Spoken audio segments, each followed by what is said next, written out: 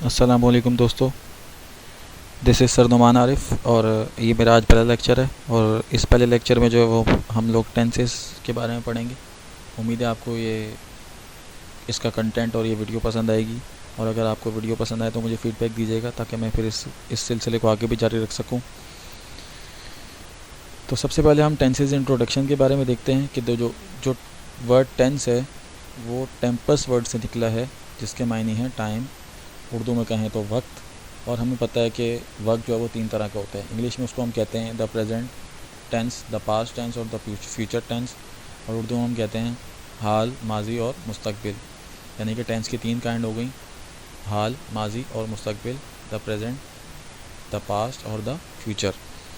उसके बाद अब हमें ये कैसे पता चलेगा कि भाई कोई जुमला अगर लिखा हुआ देखेंगे हम, तो हमें कैसे पता चलेगा कि भाई ये जुमला जो है वो किस टेंस से बिलोंग करता है।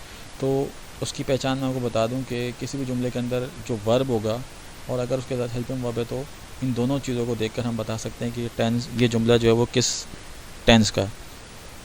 जैसे मैंने यहाँ पे लाइंस भी लिखी हुई हैं। I the verb that refers to the present time is said to be in present tense. जैसे कि I write, I love. The verb that refers to the past time is said to be in past tense. I wrote, I loved. The verb that refers to the future time is said to be the future tense. I shall write, I shall love. फिर नीचे मैंने एक note लिखा हुआ है, the tense of a verb shows the time of an action और event. अच्छा, tense जो है वो हमें ये बताता है कि जो सेंटेंस में एक्शन परफॉर्म हुआ है वो किस वक्त हुआ था। यानी कि टेंस डिसाइड करने के बाद हम ये भी डिसाइड कर सकते हैं, हमें ये मालूम हो जाता है कि भाई ये काम जो कहा जा रहा है जुमले के अंदर, ये कब हुआ था, आया ये हुआ था, होना है या फिर अभी हुआ है। ठीक है। अच्छा, प्रेजेंट टेंस की बात करें तो प्रेजेंट टेंस की 4 फॉर्म्स होती हैं। सिंपल प्रेजेंट होता है, इसको हम प्रेजेंट डेफिनेट टेंस भी कहते हैं। प्रेजेंट कंटिन्यूस होता है, प्रेजेंट परफेक्ट होता है और प्रेजेंट परफेक्ट कंटिन्यूस होता है। इस तरह प्रेजेंट की 4 फॉर्म्स हैं, इसी तरह पास्ट की भी 4 फॉर्म्स होती हैं और इसी तरह फ्यूचर की भी 4 फॉर्म्स होती हैं। लेकिन आज जो है वो सिर्फ़ और सिर्फ हम सिंपल प्रेजेंट टेंस की बात करेंगे और इसी के बारे में मैं आपको सारी चीज़ें बताऊँगा। तो आते हैं सिंपल प्रेजेंट टेंस यानी कि प्रेजेंट डेफिनेट टेंस पे। तो प्रेजेंट डेफिनेट टेंस का जो स्ट्रक्चर है वो देखते हैं सबसे पहले। तो आपको मैं ये बता दूं कि एक सेंटेंस जो है वो बहुत तरह का होता है। डिफरेंट सेंटेंस की डिफरेंट काइंड होती हैं। सबसे पहली काइंड जो होती है वो असर्टिव होती है, यानी कि मस्बत जुमला, यानी कि जिसमें किसी बात से इनकार नहीं किया हुआ, किसी बात की नफ़ी नहीं की गई। और नेगेटिव जुमला वो होता है जिसमें किसी बात से इनकार किया हुआ, यानी कि इसका इनकारिया जुमला। इंटेरोगेटिव जुमला यानी कि सवालिया जुमला। फिर नेगेटिव इंटेरोगेटिव होता है यानी कि सवालिया भी और इनकारिया भी। और फिर क्वेश्चन सेंटेंस होता है।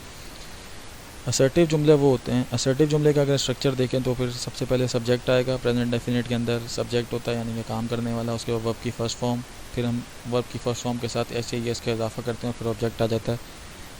नेगेटिव जुमले में हम डू या डज़ यानी कि हेल्पिंग वर्ब हैं, ये इनका इजाफा करते हैं सब्जेक्ट के साथ और फिर नॉट लगाते हैं, फिर वर्ब की फ़र्स्ट फॉर्म और फिर ऑब्जेक्ट आ जाता है। इंटेरोगेटिव जुमले में क्या होता है, आपको स्ट्रक्चर मालूम है कि इंटेरोगेटिव जुमले में हेल्पिंग वर्ब जो भी है वो पहले आएगा, किसी भी तरह का इंटेरोगेटिव सेंटेंस है। तो इसी तरह प्रेजेंट डेफिनेट के जो इंटेरोगेटिव सेंटेंस है उसमें डू या डज़ पहले आएगा, सब्जेक्ट आएगा, वर्ब की फ़र्स्ट फॉर्म आएगी और फिर ऑब्जेक्ट आ जाएगा और फिर आखिर में क्वेश्चन मार्क भी आएगा। नेगेटिव इंटेरोगेटिव सेंटेंस में आपको पता है कि डू या डज़ भी आ गया और चूँकि नॉट भी इस्तेमाल होगा तो सब्जेक्ट के बाद नॉट आ जाएगा, वर्ब की फ़र्स्ट फॉर्म आ गई, ऑब्जेक्ट आ गया। क्वेश्चन सेंटेंस वो होते हैं जिनका ताल्लुक, जिनमें WH वर्ड इस्तेमाल होते हैं, यानी कि वो ऐसे वर्ड्स जिनका ताल्लुक WH फैमिली से हो, यानी कि what, where, when, why, how, which, ये सारे वर्ड्स अगर ये किसी जुमले में आ जाए तो ऐसे जुमले को क्वेश्चन सेंटेंस बोलते हैं। और फिर ऐसे इसका स्ट्रक्चर मैंने आपके सामने लिखा है। WH वर्ड सबसे पहले आएगा, फिर डू या डज आएगा, सब्जेक्ट आएगा, वर्ब की फ़र्स्ट फॉर्म आएगी, ऑब्जेक्ट आएगा और क्वेश्चन मार्क आ जाएगा। जब हम प्रेजेंट डेफिनेट में काम कर रहे होते हैं तो हमें कुछ चीज़ें याद रखनी होती हैं। ठीक है, वो चीज़ें मैंने यहाँ पे कुछ आपके लिए लिखने की कोशिश की है, देखते हैं इनके बारे में मैंने क्या लिखा है। किसी भी जुमले के अंदर 3 बुनियादी चीज़ें होती हैं, सब्जेक्ट होता है, वर्ब होता है और ऑब्जेक्ट होता है, और हेल्पिंग वर्ब भी होता है। कुछ जगहों पे नहीं होता हेल्पिंग वर्ब। इसी तरह सिंपल प्रेजेंट टेंस के असर्टिव जुमले में हेल्पिंग वर्ब नहीं होता। ये 3 बुनियादी चीज़ें होती हैं, सब्जेक्ट, वर्ब और ऑब्जेक्ट। लेकिन अगर प्रेजेंट डेफिनेट के नेगेटिव जुमले को देखें तो उसमें हेल्पिंग वर्ब भी होता है, सब्जेक्ट भी होता है और ऑब्जेक्ट भी होता है। और इंटेरोगेटिव सेंटेंस में भी इसी तरह हेल्पिंग वर्ब होता है। अच्छा, मैंने पीछे बात की, स्ट्रक्चर में लिखा था कि हम वर्ब के साथ एस या एस का इजाफा करते हैं, तो वो कैसे करते हैं उसका भी रूल मैं आगे बता रहा हूँ आपको। तो एस या एस का इजाफा करने का रूल ये है, एस या एस का इंक्रीमेंट करने का रूल ये है कि आप देखेंगे कि भाई सब्जेक्ट में सेंटेंस में सब्जेक्ट किस तरह का यूज़ हुआ हुआ है। अगर सब्जेक्ट नाउन है यानी कि किसी चीज़ का नाम है, किसी बंदे का नाम है, किसी जानवर का नाम है या कोई और चीज़ है यानी कि नाउन है, तो फिर आप देखेंगे भाई नाउन सिंगुलर है या प्लूरल है। अगर नाउन सिंगुलर है तो आप एस का इजाफा करेंगे वर्ब के साथ, जैसे कि प्ले है तो प्लेज हो जाएगा, लाइक है तो लाइक्स हो जाएगा। और अगर नाउन प्लूरल है जैसे कि चिल्ड्रन है, स्टूडेंट्स है, तो फिर आप एस का इजाफा नहीं करेंगे किसके साथ, वर्ब की फर्स्ट फॉर्म के साथ, और उसको वैसे ही रहने देंगे जैसे वर्ब की फर्स्ट फॉर्म है। प्ले है तो प्ले ही रहेगा और लाइक है तो लाइक ही रहेगा। और अगर नाउन इस्तेमाल नहीं हो रहा, प्रोनाउन इस्तेमाल हो रहा है, तो फिर क्या करेंगे। प्रोनाउन आपको पता है 7 तरह के होते हैं, I, we, you, they, he, she, it. तो अगर प्रोनाउन इस्तेमाल हो रहा है तो हम देखेंगे भाई अगर प्रोनाउन ही, शी, इट इस्तेमाल हो रहा है जुमले के अंदर एज अ सब्जेक्ट, तो फिर हम एस का इजाफा करेंगे। और अगर I, we, you, they as a subject इस्तेमाल हो रहा है तो फिर एस का इजाफा वर्ब के साथ नहीं करेंगे। ये चीज़ें याद रखनी है आपने।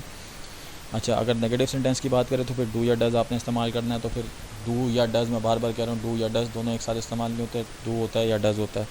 तो कैसे पता लगेगा कि भाई डू इस्तेमाल करना है या डज़ इस्तेमाल करना है।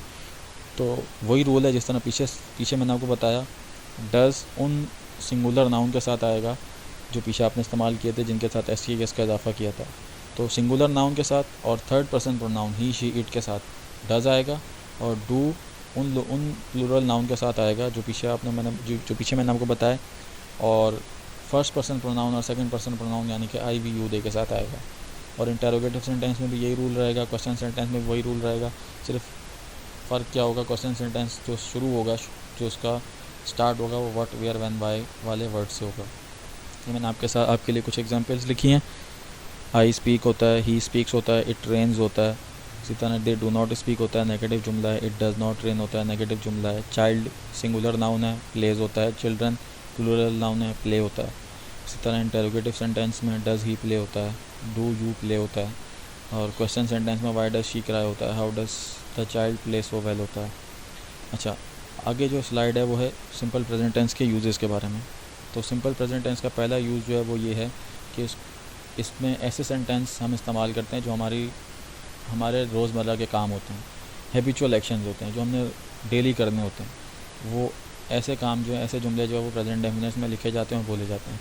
ही ड्रिंक्स टी एवरी मॉर्निंग, इसी तरह I get up every day at 5 o'clock। उसके अलावा जो यूनिवर्सल ट्रूथ्स होती हैं, जनरल ट्रूथ्स होती हैं, उनको भी जो प्रेजेंट डेफिनेट में बोला और लिखा जाता है, जैसे कि the sun rises in the east, the earth revolves round the sun, इसी तरह the star shine in the sky.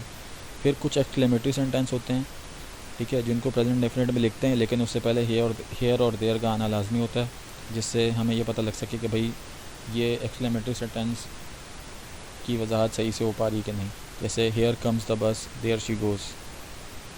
उसके बाद आखिरी जो इसका यूज़ मैंने लिखा हुआ वो ये लिखा हुआ है कि कुछ फ्यूचर इवेंट्स होते हैं जिनको प्रेजेंट डेफिनेट में लिखते हैं और बोलते हैं, लेकिन कंडीशन होनी चाहिए। कंडीशन क्या है कि इसके साथ टाइम होना चाहिए और फिक्स टाइम होना चाहिए। जैसे कि the match starts at 9 o'clock, अब है तो ये फ्यूचर इवेंट, लेकिन चूँकि टाइम बता दिया तो ये प्रेजेंट डेफिनेट में लिखा जाएगा। द ट्रेन लीव्स एट 5:20, इसमें भी टाइम बता दिया तो ये प्रेजेंट डेफिनेट में लिखा जाएगा। और फिर कुछ कमेंट आपने देखा होगा, कमेंट्रीज़ में भी जो है वो प्रेजेंट डेफिनेट का टेंस यूज़ होता है। फिर आपके लिए मैंने कुछ एक्सरसाइज डिज़ाइन किए हैं। आप ये एक्सरसाइज करिए इस वीडियो को देखने के बाद, और फिर मुझे बताइए कि भाई ये कितना हेल्पफुल रहा आपके लिए। ये 7 सेंटेंस ये लिखे हुए हैं, फिर एक्सरसाइज जो है वो आपके लिए ये लिखी हुई है। इसमें आपने क्या करना है कि वर्ब्स पॉइंट आउट करने के भाई इस सेंटेंस में ये वर्ब है, और फिर सिंपल प्रेजेंट टेंस को आइडेंटिफाई करना है, और फिर ये बताना है कि भाई आया ये असर्टिव सेंटेंस है, नेगेटिव है, इंटरोगेटिव है, या फिर क्वेश्चन सेंटेंस है। ठीक है, तो इसी के साथ मुझे इजाज़त दीजिए। Thank you so much.